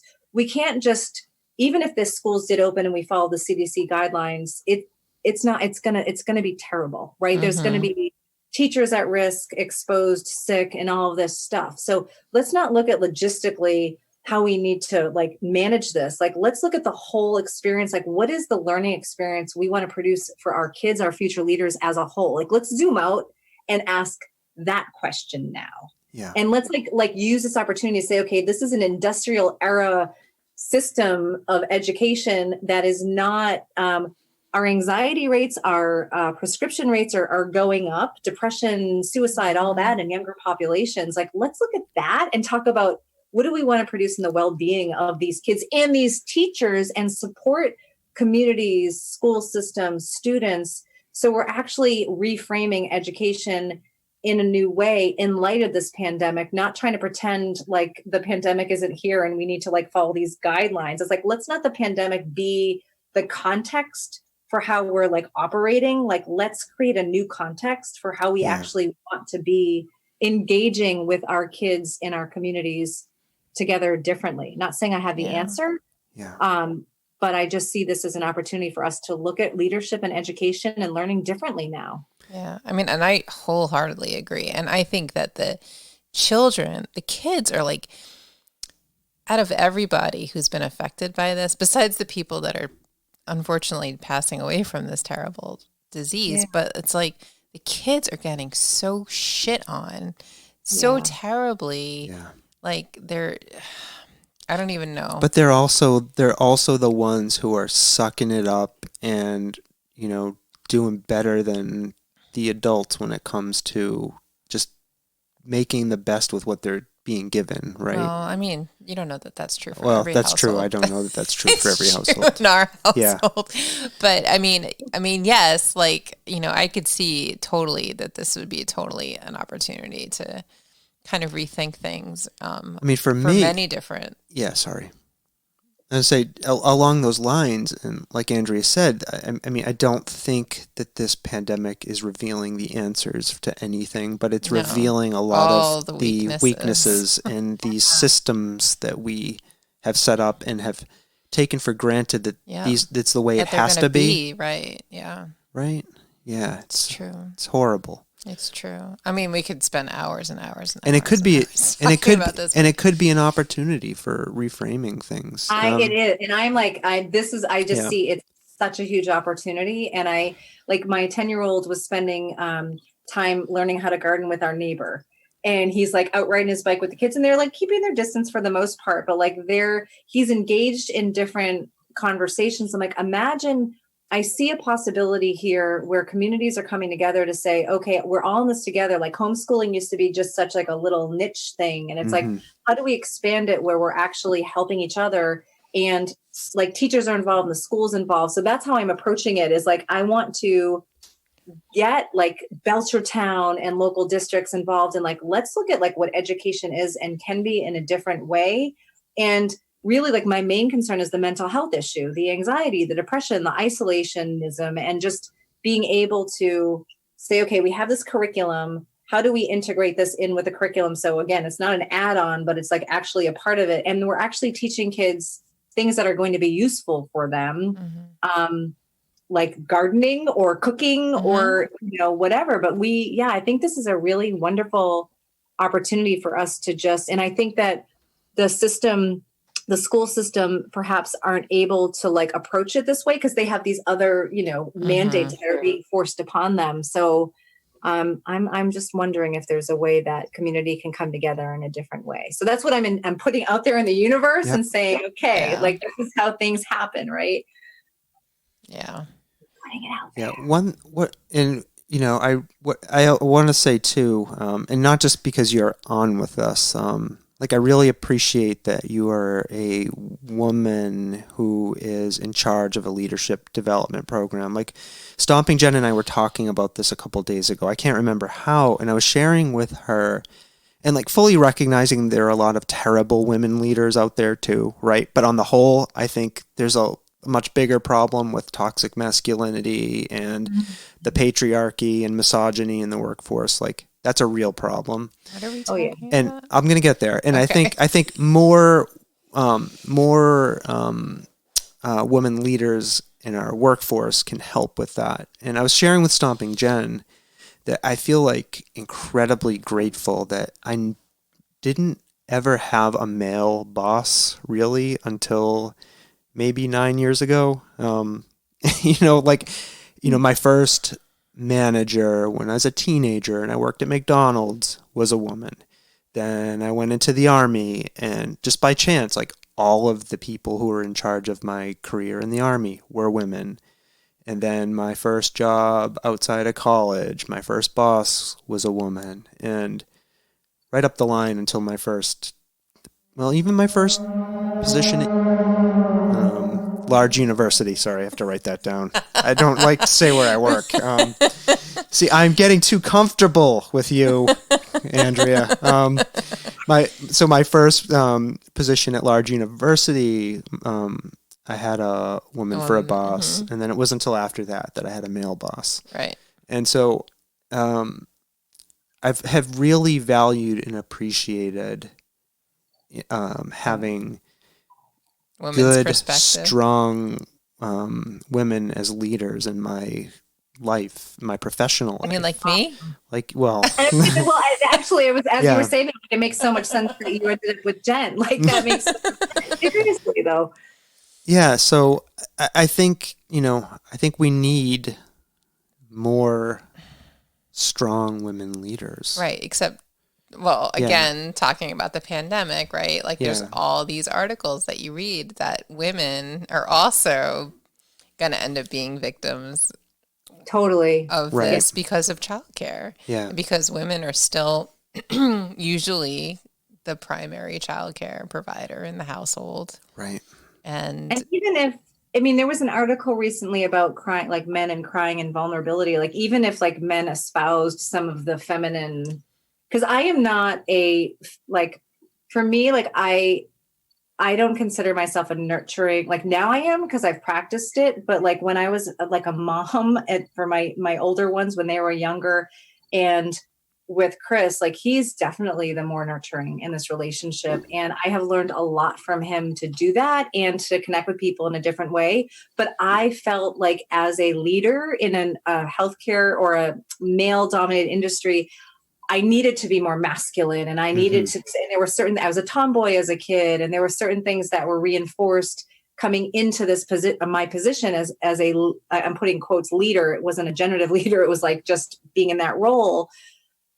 But it's been a real and I meet a lot of the people that are at the Institute are men, and they are like really nurturing and really like they know how to connect and lead in really like impactful ways because they get the human connection of leadership. So I think it's not so much about the woman versus the men as much as it is like, how do we like engender these ways of connecting and nurturing in a selfless and giving way? And it is also a concern of mine, Jen, that you do name that, and we do have the issue of inequity and who is this going to hurt the most. And like, that's a whole other societal issue, systemic issue that we have.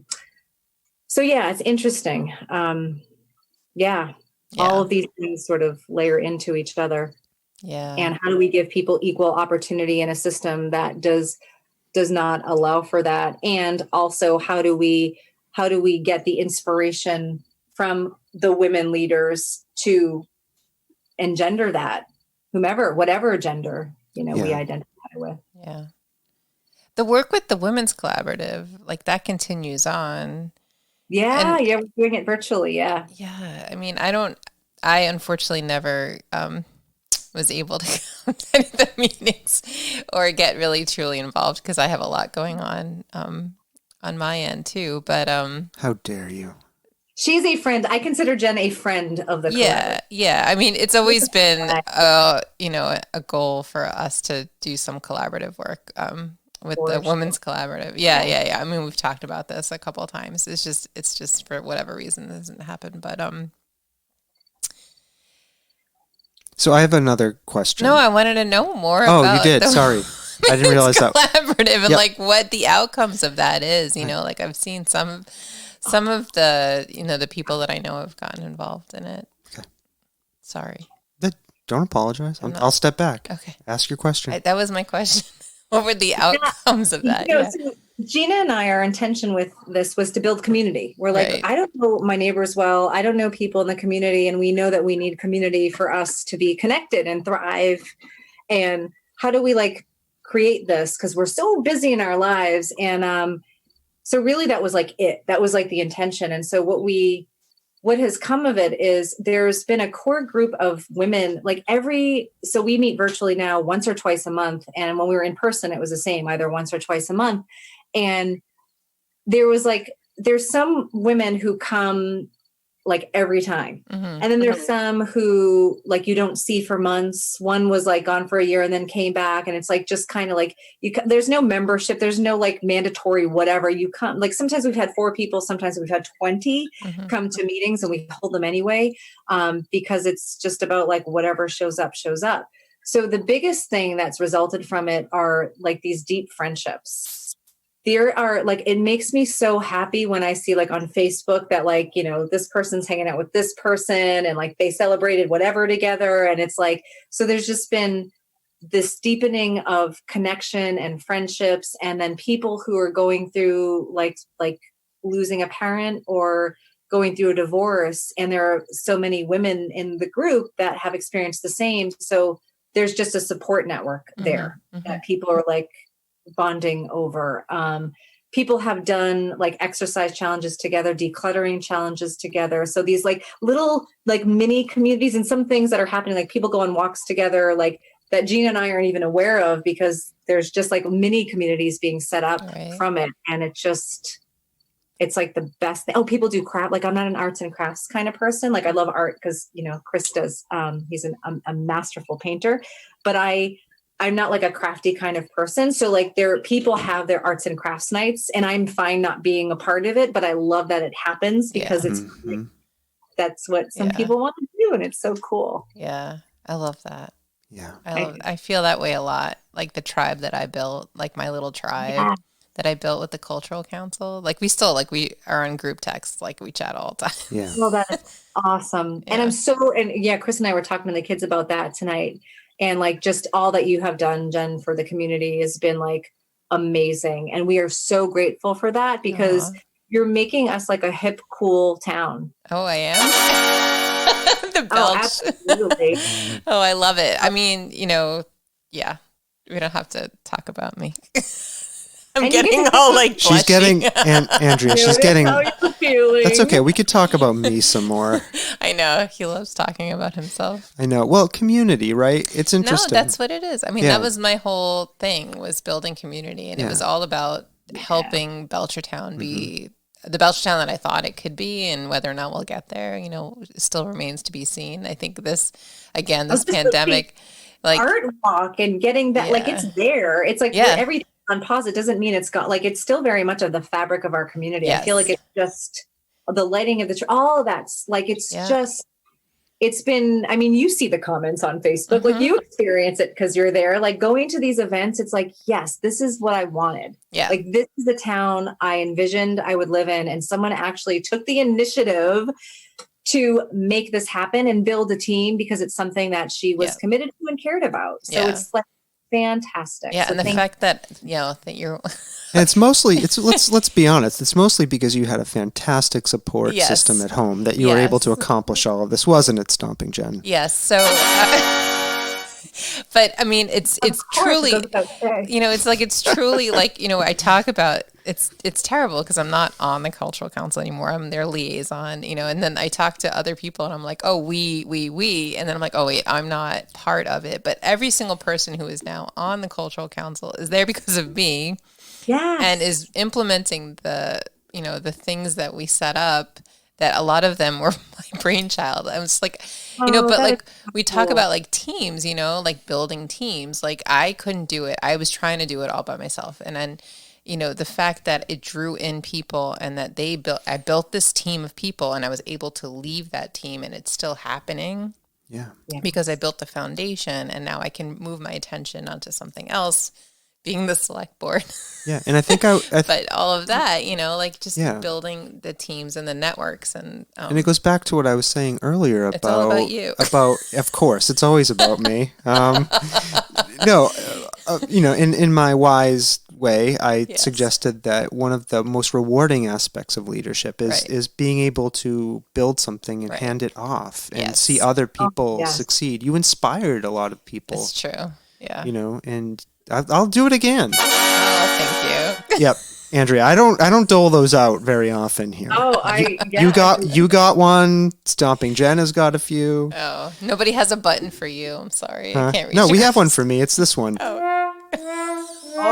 Yeah, usually because I've put my foot in my mouth. What was I going to say about you? It was something. It was something. Oh, so real Yes. quick, and Yeah. sorry, we'll just let us know if you need to run off, please, because we will go on forever, like no joke. So like last year this time there was these Yes. cultural council grants, and one of the things I was going to do was try to get some money to talk to people from our community and Right. do a series of Oh. like a Belchertown only podcast. Which we're kind of now doing, but I think without it being. my point was sometimes an idea can lead to greater purpose, and like the fact that like doing it for money or getting money and being forced to do it didn't feel right to me. And it took me some time. It took something like this pandemic, right, Yeah.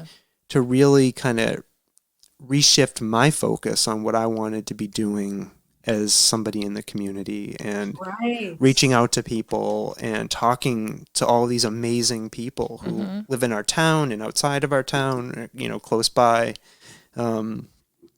So Stomping Jen, What? I deserve accolades as well. What did you deserve accolades for? I don't know. I'm hitting this for myself. Where did that go? All Where right. did that come from? I don't know.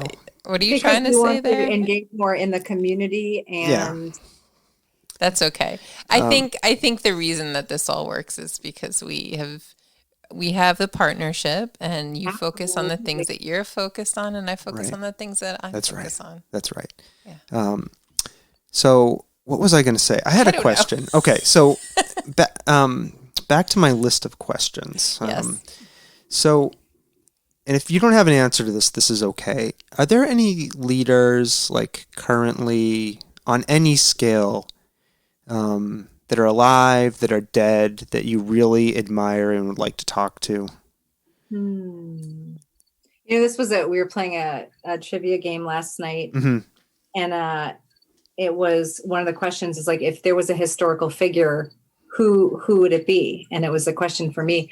And the one that came to mind, and it's like Kurt Vonnegut, the author. And as far as leadership goes, I'm so curious about FDR, because he created a way to bridge social inequities, and just approach it in a way that hadn't been approached. And I can only imagine, and I'm not a study, like I don't know, like history is not my thing, but I can only imagine, I mean, with every president, I can only imagine the barriers that get in the way, the naysayers, the lack of support. Someone, and there's not necessarily a figure that I'm like, oh, that's a person. But I was watching Becoming, the Michelle Obama. Oh, that's on our list. That's on our list, yeah. Yep. Oh my God. Like she talks all about connecting to care. She wants to reach out to kids. She's talking about like how to no matter where you're from, where you live, like how it's all about like what's important to you, and that there are going to be people that tell you that you can't do it. And there's going to be masks that you feel like you need to wear, and just to be aware of that and do what you care about anyway, because like she was like tapping into like the authentic self, like beautifully and so articulately. So yeah, no, I suppose there's authors that I love, that I really resonate with, but there's no particular leader or leadership style that, like, I feel like the people that I'm in leadership conversations with now who are living for me are like the most impactful and like amazing. So What are you reading right now? Oh, I'm reading this book. I was actually reading as I was waiting for you. This is called Lost Connections. He's British, but I think his name is probably pronounced Johan Hari. He's a journalist. And the subtitle here is Why You're Depressed and How to Find Hope. And I picked this, actually it was recommended by one of our program coaches at the Institute, who has a history with depression and alcoholism. And it's speaking to how the pharmaceutical company is the one who sponsors all these clinical trials, and how it's $100 billion industry, and that the efficacy of meds, because I had been on like a whole cocktail of them at different parts of my life, and I'm not anymore.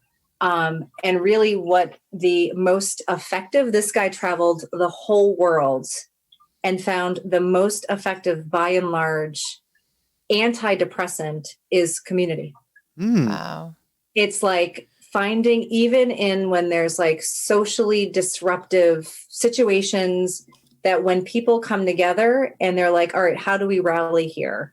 That's when people who are depressed or like suicidal, like feel this more like second sort of like new appreciation for life. Yeah. And that there are some clinics in different parts of the world where they'll give the antidepressant, like the medication, because it like helps to get there, like to get you out of that funk. But then they'll combine it with having people do gardening together or doing some project together, because at first they're not talking about like group therapy. It's like people might be talking about their depression, but when you're doing something together in community, you focus on that, and then the relationships build, and then you talk about your depression, and then you talk about all of your what you're going through, and then you realize you're not alone. And this is like the thing that like I find so ironic, is that there's increases in anxiety and depression in younger populations. And what does that tell us? Is that people feel alone, yet more people are experiencing this because we don't know how to have the conversations about it. So if there's more ways to set up communities in this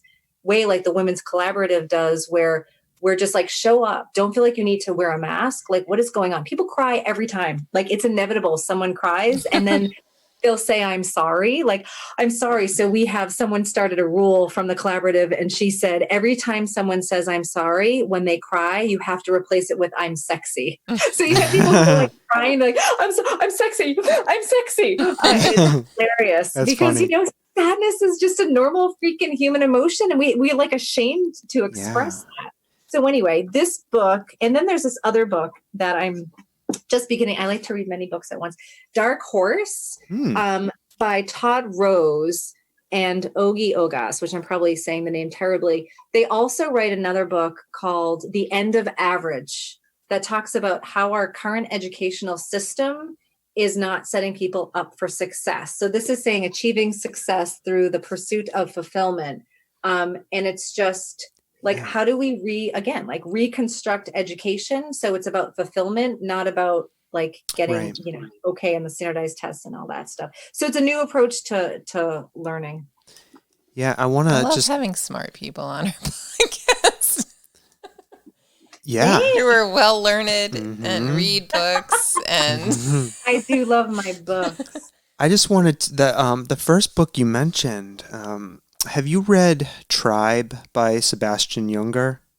No, I'm going to write it down. Yeah, so it is kind of the flip side of that first book. It is about how the loss of community is is an incredible force for depression. Yeah. Right, and we see that played out in all sorts of places. But in Sebastian Junger's book, he's a journalist. So he wrote the book The Perfect Storm, which was about that fishing boat that got caught between those two hurricanes in the 90s. They made a movie about it. Yeah. And one of the things that caused him to write this book, Tribe, was he was a war journalist and embedded with this military group in Afghanistan, like a really small group and a tribe of soldiers. And he lived with them for a year. And then he talked about how when his assignment was over, being with them in these incredibly dangerous experiences and these times when nothing was going on, they were just sitting around bored and just being people together. And like being pulled out of that, he felt this like incredible depression. Void. And this void in him. And and so anyways, his book is a kind of a thesis about the importance of community in our lives and what happens when you lose it. Right. That is awesome. Yeah. I love it. Yeah. I love it. And as somebody, I spent about 3 years in the Army, and it really resonated with me. And I didn't know it at the time. When I left, I was incredibly depressed. And it took me about 2 years to recover and find community. Stomping Jen was one of those communities I found. But Awesome. It's such a good, powerful book. And it seems like it's a nice companion piece to the one you mentioned. So. Oh, totally. Yeah. No, thank you for that.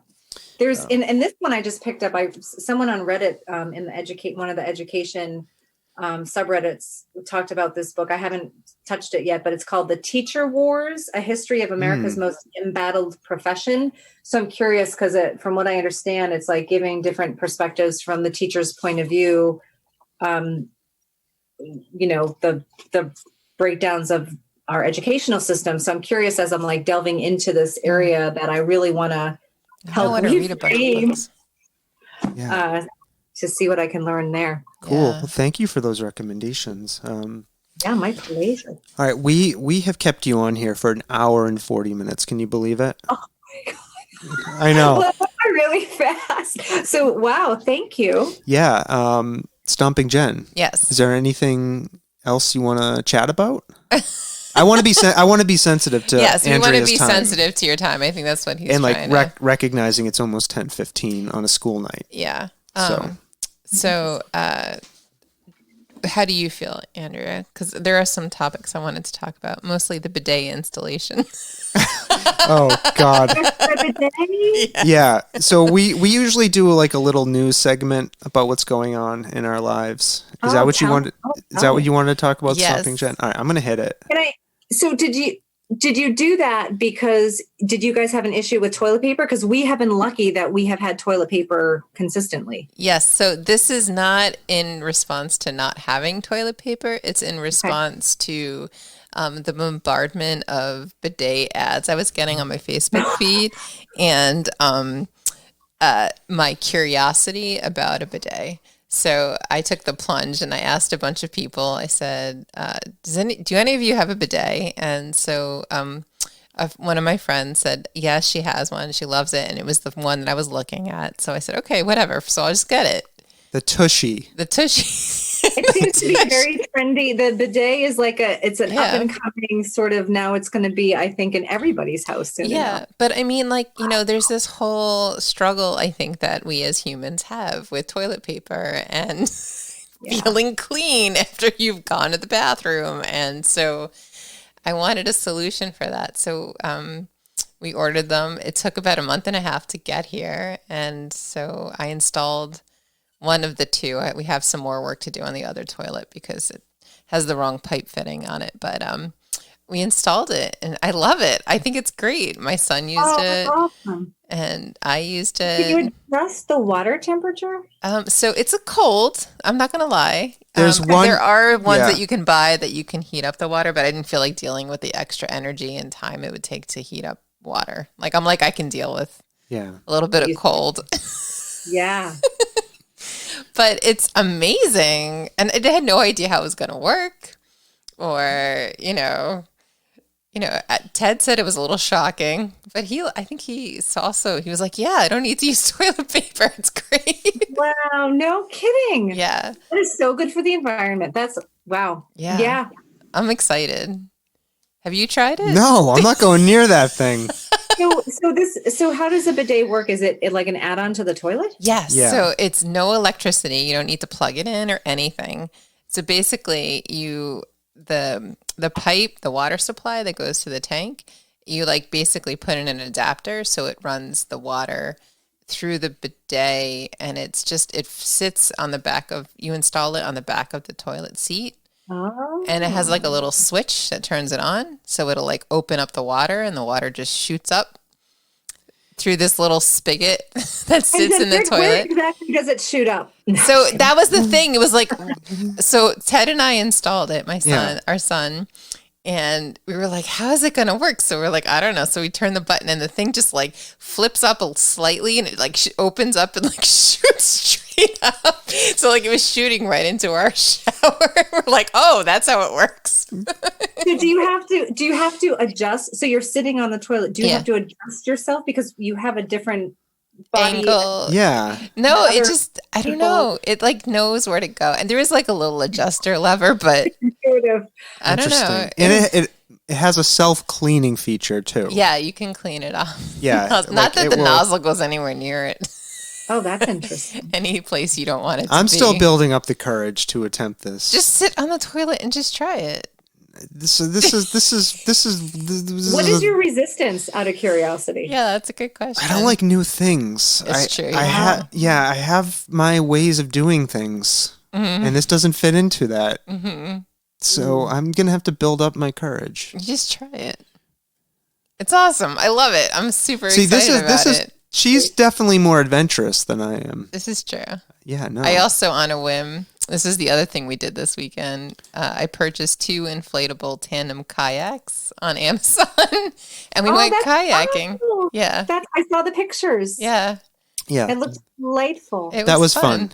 Yeah, that was a lot of fun. It was fun. I'm like, Sawtooth kept saying, we didn't do enough research. I said, they're $90 on Amazon. I'm like, what? It's like the lowest barrier to entry. I'm like, I mean, we're privileged. I'm privileged enough to say that we can afford to spend the $90 on a kayak, but it wasn't like a $600 thing. The kayaks? No, they were good. They were just a pain to like blow up and deflate. We were talking about this. Like if we had like a lake house or we were at a vacation place and we had them inflated, they could sit there, but they're a pain to like blow up and then deflate. And then I mean, it's functional. You can do it. Yeah. It just takes that extra bit of energy as opposed to just like pulling it off. But they were fine. They worked really well. Yeah, they worked. They didn't, Yeah. They didn't think. They didn't sink. Great. Our daughter's space unicorn was able to climb on and off it and swim in this swam in pond. the lake. Yeah, it was They great. were Delightful. just having a great time. Yeah, it was very nice. Bidet and kayaks. Bidets and kayaks. It was our Memorial Day weekend. Did you guys do anything fun over the weekend? You went hiking. You said We went hiking. you went to the Quabbin. You went to Norwalk. Oh yeah, yesterday, Quabbin and then Norwottuck, and then today hung out with Gina for the first time. So yesterday was the first time I saw my friend Jess in, I don't know, 2 months. Like I've seen anybody. Yeah. The only people I've seen are my parents. They came for my son's birthday, and then Jess, and then Gina today came over for an hour and a half, and that was awesome. Yeah. But yeah, so some friend time and some family time. I mean, it's always freaking family time. My old works at Big Y. But for the most part, we're all just here. Yeah. Time. All the time. Nice. All the time. All right. You watching anything? Let me show you this picture. Oh yeah, I saw it on the wall. I was going to point it out. I forgot. Yeah, what is that? That's her the rendering. building. I have a new building that's on Venture Bay. That's It's her right. There's building. UMass buildings on either side of it. It's going to have it's got a 1,000 square foot classroom that I won't be able to use for a while. Because, it requires people being in it. And then a 750 square foot maker space. I'm going to have a hands-on workshop STEM area that I want eventually to have high school, middle school, and college students and even adults come and just do some stuff. hands-on, science-y technology stuff. And then my friend Sarah Vittori, who is my partner at Lead Yourself Youth, she's going to have an office there. And then I have an office next to hers. And then Desco is going to be headquartered there as well. It's just 4,000 square feet, but that's all we need. But yeah, Venture Way Collaborative. So this is a place I see businesses coming together, educators coming together and saying, okay, how can we come together and really support our community, our local economy, and retain the talent and build a pipeline versus having people come here to these awesome colleges that we have and then they leave. Yeah. And leave. So I want to do my part to bring all of this leadership, education, combine it all. Yeah. That's awesome. Yeah. That's the stuff at some point when we can sit down and dig into. Totally. That's the stuff I want to talk about. Yeah, I need the community change agents. I need you. I need the Bellstown Education Foundation and all of the people that are doing amazing things to come together and make new possibilities happen. Yeah, it's super fun. Yeah. Super fun. Super fun. So you asked about watching it. I saw that you guys were watching, it was on the notes there. What are you guys? We're watching Patriot on Amazon Prime.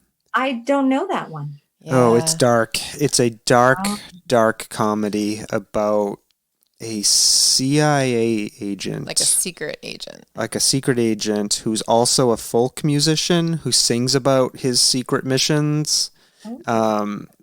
It's really very dark. Quirky. Friends of ours recommended it, and it took us. It took me 4 episodes. You like 4 episodes to get into it, but it's like it's dark. He's depressed and like struggling, and it's like he works for like his dad basically, and his brother's like involved, and it's absurdist dark comedy, but it's captivating. But it's a really good character study. Yeah, I think, and it's heartbreaking too, because you see this guy through a lot of the choices that are being made for him, and that he's going along with sinking deeper and deeper into depression and anxiety. It's interesting. As somebody who suffers from those things myself, it's fascinating. Yeah. So I love it. I'll check it out. I'm curious. It's good. It's really good. And then we just finished rewatching Back to the Future. Yeah, the whole trilogy with the kids. Yeah, we watched the whole trilogy with the kids over the last 2 weeks. It was a lot of fun to rewatch those. Yeah, they're so silly. Yeah. Do you guys ever watch those George Burns "Oh God" movies, like "Oh God, You Devil," "Oh God, Book 2"? One of them has John Denver, and we introduced it to the kids. And my 17-year-old Sean, he's like, "Yeah, no, I'm not watching this," but he like was so sucked in. Yeah. Like it was. Yeah, so it wasn't terrible. It's terrible, but captivating at the same time. We watched Dead to Me. Mm-hmm. I love that show. Sawtooth has not watched any of it, but I love that show. And Working Moms? I have watched some of Working Moms, not a lot. So the problem is we watch TV together mostly, except for Friday evenings. So Friday evenings are my only opportunity to watch things that I think you won't watch. So I think you would have liked Dead to Me, though, but I already watched Oh, did you watch it all? Well, I'm like halfway through the second season, which is what just came out. I love Christina Applegate. She's amazing. I know, me too. Never. And then we have to watch like Friends or Scrubs after to get us wash back it. Happy place. Yeah, exactly, to wash it off. Exactly. Did you watch Never Have I Ever? Good. Oh yeah, that was a good show. That's really good. But the show that reminds me of Dead to Me is Good Girls, which is also on Netflix with what's her name? Christina Hendricks, is that her name? The one from Mad Men with the really big boobs. What's her name? I think it's Christina Hendricks. Were you the singer? Is she to do the Alyssa Kendricks? No. That's Anna Kendricks from Cups. That's what you're talking about. John Hamm. No. It's about women, and it's got the girl from Parenthood, Mae Whitman or whatever her name is. Anyways, I'm drawing a blank. If you like Dead to Me, I think Good Girls is another good in the same like genre of show, because it's about women breaking bad, sort of in that kind of genre. Okay. Yeah, that's sort of Dead to Me. Sounds like right up my alley. Yeah. That's another show. I used to watch that one at Planet Fitness when I was working out. Oh, Dead to Me. No, Good Girls. No, Good Girls. Good Girl. Yeah. He's like lost. I'm confused. He's like, what's going on? I'll admit it. Which one of you is the mailman? Good grief. What else did we watch recently that was good? Tales from the Loop we watched. Tales from the Loop. That's really good if you like sci-fi type of stuff. Huge. Chris does. So skip. Chris does. I know, and that's the other thing. We got to have a whole podcast with Chris, because Chris is an amazing artist. Yeah. Well, I wanted to make have similar sensibilities, like because you do a whole podcast on Land of the Lost, right? Yes, I do. Oh, does he like Land? Oh yeah, and I didn't even know what it was until I met him. And yeah, sci-fi and all that. That's his like. Today he's celebrating Towel Day. He's got his So Douglas Adams. Yeah. Oh, I have one of those towels. You have a towel? Don't Panic towel a friend of mine made for me. It's hanging in my office. You have like someone made it for you. That's awesome. They make them for various like craft fairs type of things, and they gave me one. So I was thrilled to have it. Very cool. Yeah. It has come in handy on many occasions where I want to panic. I look over at that. It hangs on my wall. I look over at it. Don't panic in a pandemic. Yeah, but we want to have Chris on here. We're an hour and 53 minutes. I know, he's like, all right. And I wanted to. Well, so we had been doing a lot of these shows with two guests, like kind of like with unrelated interests and topics, and like we found we were neglecting people. Yeah, we didn't want to neglect people. Yeah, so Nobody wants to be neglected. and it's an interesting thing. Like as this, if you God forbid go back and listen to early episodes of this, it's a very different type Dynamic. of show. Than it is now.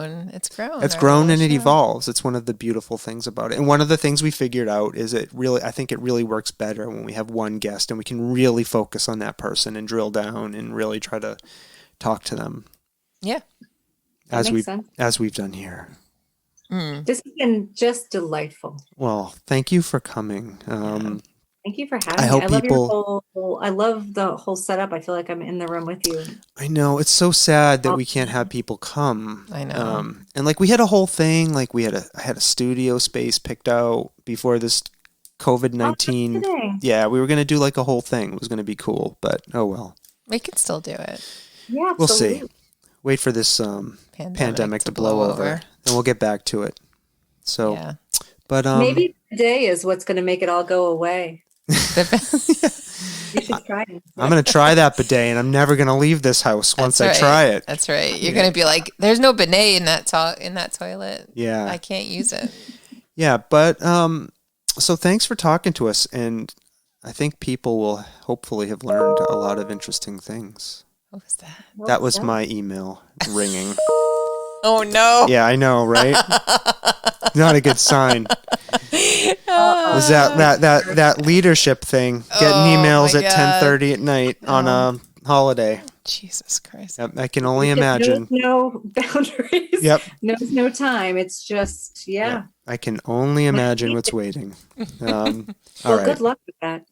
Yeah. Thank So you. thank you again for taking this almost 2 hours out of your Memorial Day weekend to talk to us. I really appreciate it. I think our listeners will appreciate it. I think they will have learned a lot. So Yep. keep up the awesome work you're doing Yes. in our community. And we'll hopefully talk to you again in the future, right, Yep, Stomping Jen? that's right. I like that. Yes. That's right. And thank you both for what you're doing for the community. This is like, I love this. I love the soft serve. Thank you. Thank you so much. Okay, Andrea. Sweet dreams. Yeah, you too. Take care. Okay. Okay. Bye-bye. Bye. Well, that was fun. Well, that was fun. I had a good time. You're so predictable. What do you mean? Well, that was fun. That wasn't fun? No, it was fun. I thought it was. It was 100% fun. Are you lying? You didn't play any of your bumpers. I know. How dare you, you son of a bitch. And you were loving it. Okay. Wah, wah, wah, wah. You going to play them all at the same time? Yep. I can, you That's know. the list one. Oh, my I'm God. playing them all at the Oh, same my time. God. Just play the last one. Oh, my God. My ears. That was all of the bumpers at All the right, same people. time. We love you. Do we? It's late. We're going to say bye It's now. only 2 hours. It's only 2 minutes and 30 seconds to get to 2 hours. Oh, my God. All right, no. Well, with the bumper, it'll be 2 hours. Yeah, with the bumper. All right, so listen. No, hold on. We got to say some stuff first. First, thank you to Andrea Bordenca. Bordenca for coming on here and talking to us about all the amazing things that she's doing. Yep. CEO of DESCO, CEO of the Institute for Generative Leadership, founder of Lead Yourself Youth, co-founder of the Belchertown Women's Collaborative, and Building a building. building a fucking building. I know. Ventureway Collaborative. Yeah. Okay. It's exciting. So hopefully you enjoyed hearing all the stuff she's doing. Yeah. And if you want to contribute, if you want to be a guest, let us know.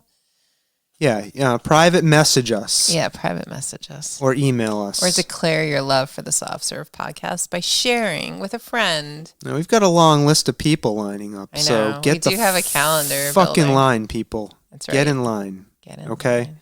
Now I'm letting it all loose because we had a respectable guest on here. All right. You've hit your 2-hour mark. Although our previous guests were respectable. We've had a nice run of lovely guests, all Yeah. of which I've invited to come. You're the booker. That's right. I'm the connector. You're the booker. I'm the networker. You're the connector. All right. All right. I'm going to connect us with the outro. Thank you, everybody. Love you. Thanks for listening. Hit the button. Hit us up on the socials. And see you later. Bye now. Without further ado, I say to you all, bye now. Bye now.